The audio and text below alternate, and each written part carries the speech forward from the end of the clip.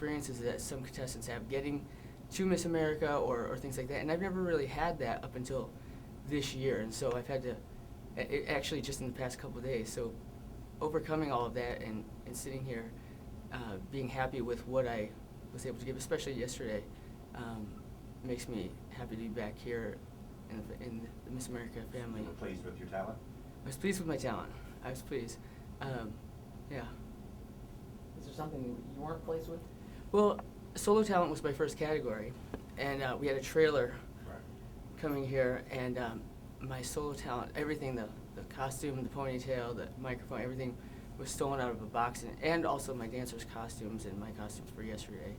So we put together the day of solo talent, glued all these little polka dots on, and put all of that together, and even my mix, all my mixes were taken out of the box. So After you got here? yeah, no, it was on the way here. It was in Arizona still. We were about an hour out of town on the way here. So, but we did it. Everybody thought that I'd have to change my solo talent and not do the Madonna thing, and I still was able to halfway pull it off. And it wasn't what I wanted it to be, but it was good. And then, it sounded like the CD skipped, and it was the breaks in the CD where the DJ had done something. So you can't.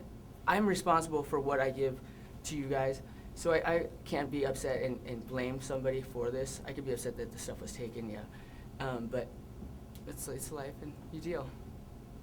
What makes you happy? My friends, being on stage makes me really happy. That's really my life. I do my shows, and I live for. I get so high off of the applause and the feedback and all of that, and then my friends. You go through life and you meet people and you become friends with people, and they can be really good friends. But how many of those friends come and go through life? And so there are just a handful, if we're lucky, that we keep for a while, and those people really make me happy now. Having competed under a previous ownership in this contest, what effects, good or bad, do you think that the new ownership will have on the Miss Gay America pageant? For me, that was a huge reason for me so excitedly coming back this year, because I'd seen some things and experienced some things that weren't the most positive, with whatever reasons that may have been, and so I knew coming back that this was either going to be really good or really bad, but I wanted to experience it firsthand myself so I could have my own opinion on it, because the Miss Gay America system is the only system that I've ever had any interest in. It's the only one that I ever will, and so I needed to know firsthand what was going on. And have you been happy with what you've Very, seen so far this week? Very, very happy. Positive Yes. changes? Yes. I think that it's even seen throughout all of the contestants. We're all, I think, a little bit, on the up because of it, and it shows how we're all getting along and how everything's running so smooth and things like that. So that's a really good thing, because I think that now through the year and through the years to come, it's going to also filter down into everything else. So. There's definitely excitement in there. Definitely. Yeah. Being from a military family, is your family supportive of what you do? Yes. My mom is here. She's come all 5 years, and so it's amazing. Everybody calls her Mama Dodd, and she walks around and she's getting known as this celebrity in the crowd, and it's great because when I was out there last night and we first got into our first pose, she was the first voice that I heard, and so that's just awesome, because so many people don't have that, and so when I was saying earlier about not having a home, it didn't mean I didn't have the family. I just didn't have that home place, and so that's very nice to have. Do you have siblings? I am the oldest of 3 other boys, so there's 4 of us. And how supportive are they? My youngest is gay, my youngest brother, and so he had it kind of easy, I think, because of me, kind of paving the way. And the other 2 are cool. They're just, my mom is from New York City, and so she raised us to always, it didn't matter who or what was here, and it's always inside, and I've always been that way since I was just little. So. How did you select your gown for the competition? What was it? How did you select your gown? That's another issue. The gown wasn't. That was the gown that I had chosen a couple years back. It had the cuff and collars, and it was, you know, really out there like I try to be. And this year I had designed my own gown through somebody, and it fell through. It just didn't show up, and the money was spent, and so that, you know, then you're left, then again, there you have it. So it was just the best choice to come back, because it's always scored pretty well, actually very well. I shouldn't say pretty well. I took the cuff and collars off because it just didn't seem like that was more costumey, and so I needed a gown that was going to be beautiful and show everything it needed to show. And so I love the color green, and so I picked that as, you know, the color when it was designed. I think that it's a great fitting gown, and so I like wearing it. So Yeah, they did not mention, we had a minute Sure. left. Is there anything that we haven't touched on that you'd like to leave us with or ask us or? I want you to know that I am here because I want to be here, and not just because I say I want to be here. This is a huge part of who I am and who I want to be. Becoming Miss Gay America, having that job, is so important to me, and it's something that I work really hard for in my day-to-day shows. I think about it all the time, and I have prepared my mind and my body and my heart for the day that, and hopefully it's soon, the day that I can wear that title and represent the system that I feel such a part of. Thank you. All right, Thank you very much. Good luck, James. Thank you. Good to see you. You too. Thank you. Thank you. You have fun. Thank you so much. Thank you. Good luck. We'll see you later on. All right, Yes. take care. Bye-bye now. Hello, how's everybody doing today? Great, how are you? Wonderful. My name is Jeremy Stethard, and I bring you the illusion of Miss Taylor Madison Monroe. Okay. Watch the microphone. Relax, have a seat. Give us a little bio and then we'll go from there. Well, as I said before, my name is Jeremy Stethard, and I bring you the illusion of Miss Taylor Madison Monroe. I hail from Fayetteville, Arkansas, where I am a part-time student at the University of Arkansas, majoring in speech communications and minoring in secondary education and theater. I've been entertaining audiences for over 3 years now. Yeah, I'm just a baby. I thoroughly enjoy the art of female impersonation. It's my passion right now in life, and it'll continue to be my passion throughout my career and throughout the rest of my life. I know this is a thing that I want to do for a long, long, long time, and I want to achieve my goals and my dreams through female impersonation, and that is being Miss Gay America. I believe in the 4 pillars of female impersonation. That's what I like to call it. The first one is professionalism. The second one is administrative. Third one is always having fun. And the fourth one is entertainment. All 4 of those pillars represent what idols or what ideals all female impersonators should have in this career. We should all embody those facets of life, and through those, that's how I want to achieve my dreams and my goals. Through those things and keeping true to those ideals of female impersonation. How did you come by a John Russell gown? That is actually one of my friends, Asia O'Hara's. That is, I rented it from her, and I'm in the process of purchasing it from her right now. I thought it was interesting because I judged with him several years ago. When Really? he was still in New York, right before 9/11. Wow. And had kind of lost track of him, and so when they said it was a John Russell gown, I was like, ding, you know. Maybe I'll talk to you later and see if I can find out how to get in touch with him. Definitely. It's a lovely gown. Thank you very much. Thank you. You placed first alternate to Miss Arkansas on your first try, right? Yes, yes, sir. Say you go back next year and you place 8th. How do you deal with that? I take it in stride and I just move on, because anything can happen in one night. That's the panel of judges' view of that one night. You could be last one night and be first the next night. it just depends on, you know, what everybody does. And if that does happen, I will be right there to go enter a regional. I will definitely be there because I will be back every year from now until I win this title. That is my goal. I've put myself on a 5-year plan right now to next year go win Miss Arkansas, the next year go win a regional, and if I don't win those titles and I represent first alternate, that's fine. I'll just continue to go. That's fine. I don't have to have a crown to be Miss Gay America. You can always be first alternate and win Miss Gay America.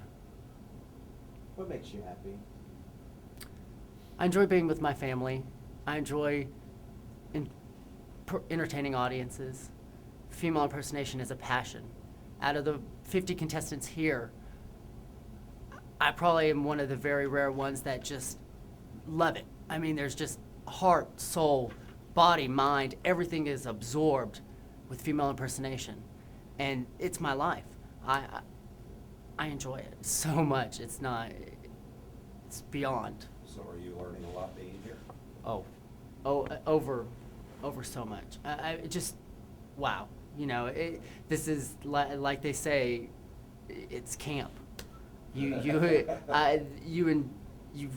on time, punctual, boom, boom, boom. You know, these are things you have to have, not only in a female impersonation career, but also in life. And that's what I love about the Miss Gay America system. If you would consider this Camp 101 for female impersonation, tell me some of the things that you've learned while you've been here. Punctuality. You have to be on time. They love you. You need to be on time. I have also learned that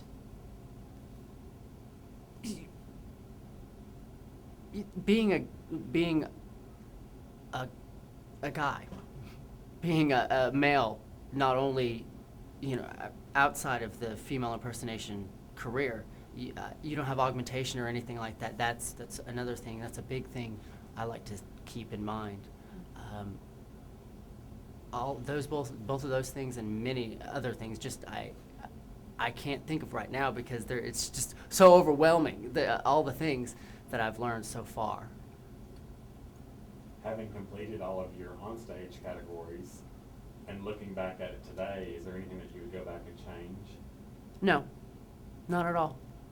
I feel that I've given 110% here. I feel that I've changed my package from my prelim to here to my capabilities, and from here, after I learn what goes on now, after this year, I'll change it again for next year if I don't win. And just keep on growing from there. You'll change it to what extent? To suit yourself or suit what you think the judges are looking for?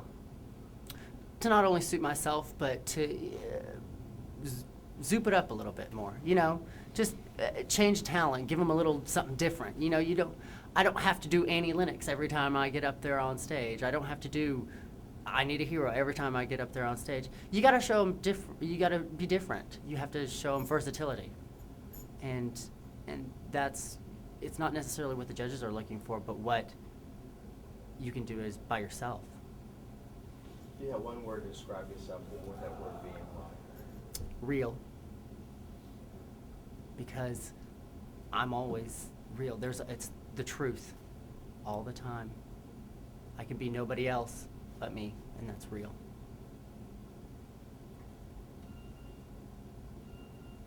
What does the symbol of excellence mean to you? That's a wonderful question. I actually had that as my onstage question for at Miss Arkansas. In 4 simple words: professionalism, entertainment, having fun, and entertainment. And administration. And administrator, yeah. In Arkansas, there seems to be a shortage of guys who are female impersonators. What would be your advice to a young, up-and-coming impersonator? Never give up, ever. It took me 12 pageants to finally win a title. This is my 20th one. And you don't have to have a title to be a queen.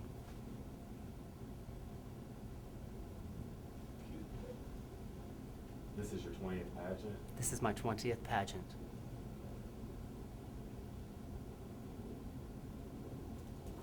Who's giving you the best advice for these pageants? For these, Any of for them, any all of the them? 20. There's been so many things. I would probably say the person who started me in this, Fonda LaFemme. She's a former Lady Barbara Award winner here. She was one of them that told me, you know, just keep on going through the strides and the strives and all the things that happen to you, the bad things, the good things. You just got to keep on going, and that's the best advice I've gotten.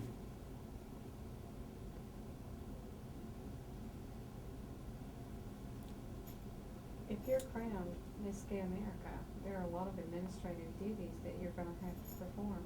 Can you give me, some of those? As far as administrative, I would, you know, you have to tabulate the scores, be a very professional person.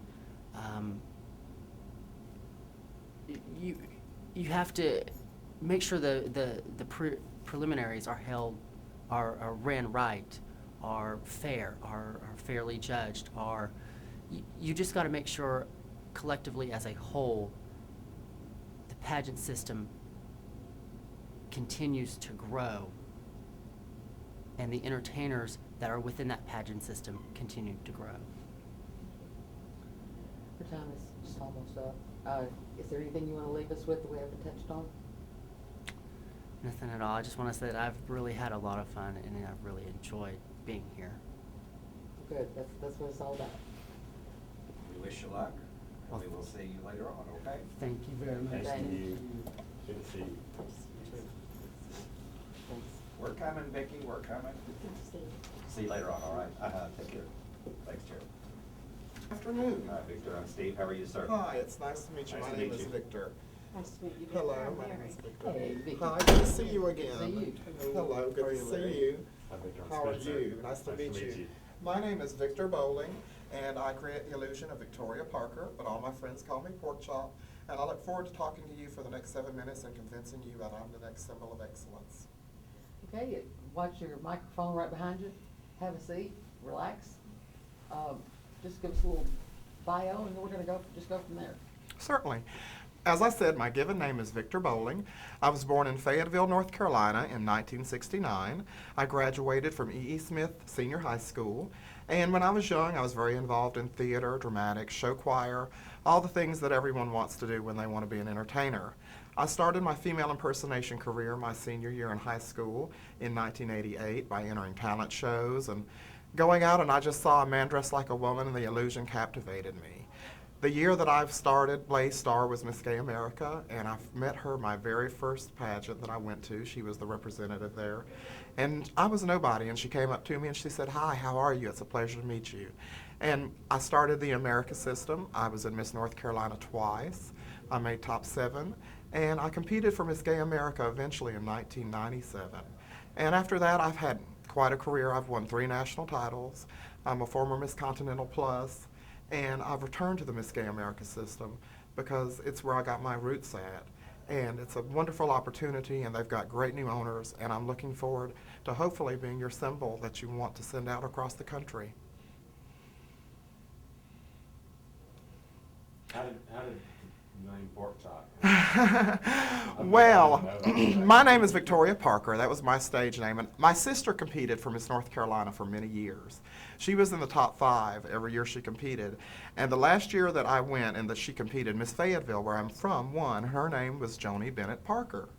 And I got my name from Victoria Parker. Well, soon after I started female impersonation, Carmela Marcela Garcia saw me, and she wanted to adopt me as her drag daughter. Well, Carmela traveled a great deal, and she stayed with me, and every time I'd come, she'd say, "Oh, pork chop, fry me up some pork chops," because she liked the way I cooked pork chops. And You know, at first I didn't like it, but she'd start announcing me to the stage as pork chop, and the audience just loved it. I'm obviously not a vegetarian.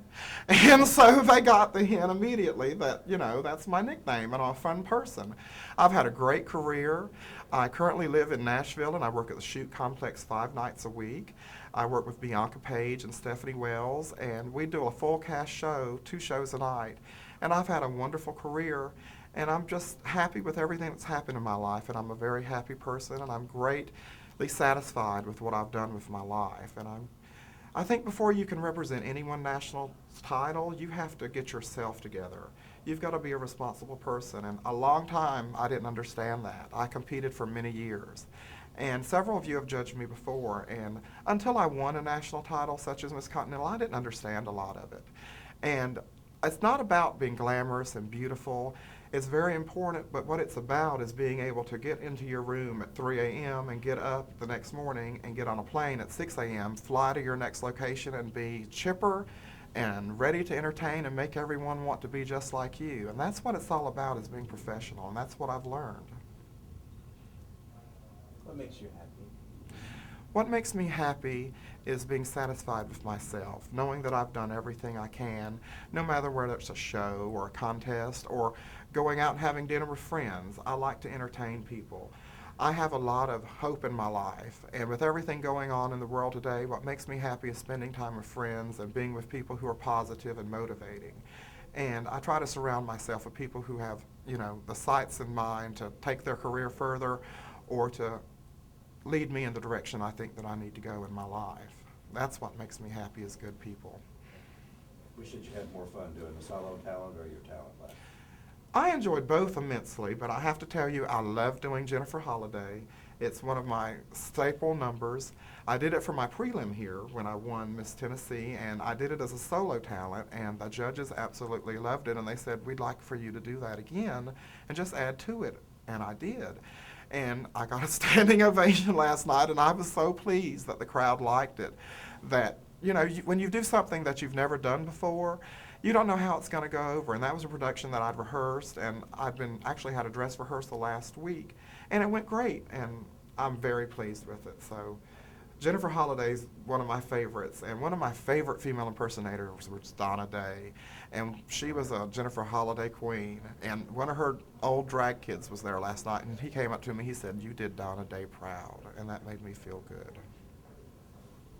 How did you choose your gown? How did I choose my How gown? did you choose that particular gown? The gown I wore last night, I went to a designer named Coco Vega, and I said, I want to win evening gown at a national competition. And I had it made actually 2 years ago for a different competition, and I won evening gown with a perfect score, and it was loaned to someone, and they won evening gown the next year at the same pageant with a perfect score. And I had it made from a Stephen Urich that was worn at Miss America back in the early 90s by Miss Missouri.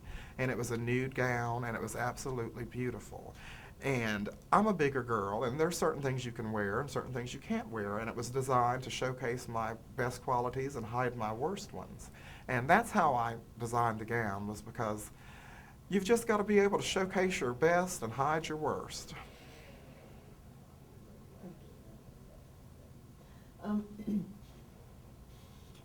When you just talking about that, showcase your best and hide your worst, I forgot exactly what I was getting rid of. Oh, I do know.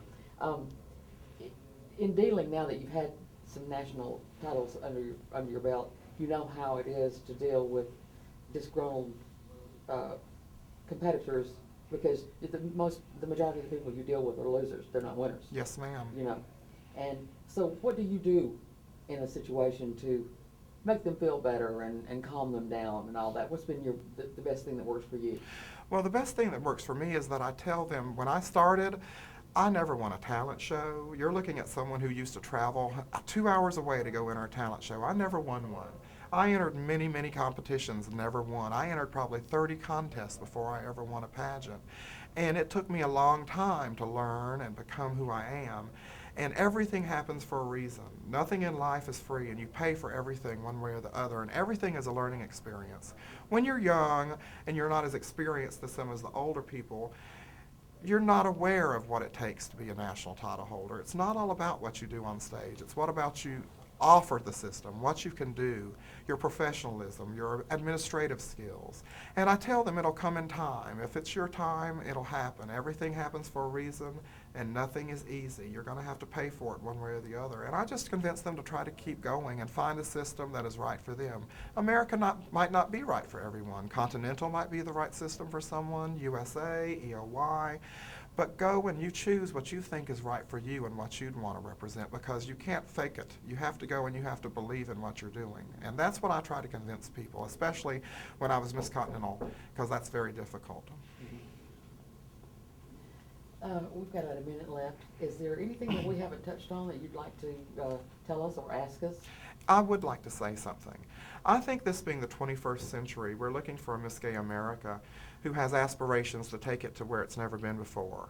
I got into this because I want to do something that no one's ever done before. I'm in the documentary that's being filmed for the contest, and I want to be the first Miss Gay America to go on Jay Leno. I want to be the first Miss Gay America to appear on David Letterman. I want to make it very public, and I want to take this further than it's ever been before. I have a lot of career aspirations. I was recently on a show called My Life's a Drag, which is for the Q Television Network, and they came in and focused on me for my preparation for the national competition. I was on a television show last year called My Life's a Sitcom, which was about my life as a female impersonator. And I want to take this career as far as possible. And I think with Miss Gay America that I could help the system and it could help me. And I think it's time that we take this to the mainstream to a level it's never been before, and we can get acceptance from the heterosexual community as well as the gay community, because this is the 21st century, and there's a lot of old school, but we've got to combine the two and make it acceptable to everyone. Well, thank you. Thank very you, much. and I have enjoyed speaking with you. This is my favorite part of the competition, and I hope you've enjoyed me, and I hope afterwards I get to speak with you a little more, and thank you for giving your talents and your opinions to me. Thank you very much. Thank you. Thank you. Bye-bye. Good afternoon. How are you? Good afternoon. Oh, yeah, I'm Vicki. Hi, Vicki. My Good name is Mary. afternoon. Nice to meet you. Buenos Hi, Steve. Hi, Steve. My name is Dwayne Heron. My given name is Dwayne Heron, and my contestant name is Symphony Alexander, and I'm here to chit-chat with you for about 8 minutes. Watch the microphone behind you when you sit down. Yes, ma'am. Have a seat. Give us a little bio about yourself, and then we'll just go from there. I'm 28 years of age. I live in Toledo, Ohio. I work as an HIV risk reduction specialist in the gay community, which I'm proud to be a part of. I've been doing this for 5 years. Academically, I'm a public health student at the University of Toledo in the honors program. I'm the best student the program has ever produced, and for that, I'm very humbled by it. Upon completing graduation next summer, I've been offered a full-ride scholarship to complete my master's in public health, and through all of that, I've been able to entertain the masses throughout Ohio and many other states as Symphony Alexander, and concurrently pursue my goal of Miss Gay America. That's great. Thank you. Something to be very proud of. I got to jump in first. I have to ask about your evening gown. Tell me about that. I've always wanted a gown that was kind of Afrocentric or something that was just a little different and creative. Last year, I didn't do so well in gown. Actually, interview was my best scoring category last year, as I won overall male interview at Miss America. Was very proud of that achievement. But I placed 4th to last in gown. And the judges told me, maybe you should just go with something simple or something that you're very comfortable with. And originally I was going to wear a beautiful, just pink, what they call traditional America gown. But with the change in the reins at Miss America, and they said, why don't you try something different? I get this gown that I had made for a creative evening wear ensemble for a local pageant. And it screamed to me, Miss America, they need to see this, they need to see this. And I still feel, in my opinion, it is the most unique dress in the entire contest, and I'm very happy that I was able to It was a present good choice it. for you, in my opinion. Thank you so much, thank you. How did you go about picking your talent, and how did you prepare for that? I love character drag. That's like drag. You know, in old school drag, I'm all about old school character drag. I started performing Macy Gray in May of 2002, and I have done that sexual revolution number in every show, every show since May of 2002. And once again, last year, talent wasn't one of my highest scoring categories. And I decided, you need to do something that you're very comfortable with. So since everybody else in the top 10 was doing what I called Saturday night drag numbers with a couple of backup dancers, why don't I follow suit and do something that made me look good and feel comfortable? And I love my illusion of Macy Gray. So I decided to go with my best character, or my best modern day character. Actually, my best character is Grace Jones, but maybe more of the younger kids might not understand, even though I know you would. And so I decided to do it for talent, and I had a blast. That was very comfortable. What does he mean by that? I mean, I was very, very comfortable with that talent. It was no stress or anything. And not to butt anybody else, but I thought that your solo talent was very, very creative and original, and I'm just curious, did you write that? I called up Katia. Last year I did 3 characters in 3 minutes, and the judges looked at me like I was a fool. I did Grace Jones into May.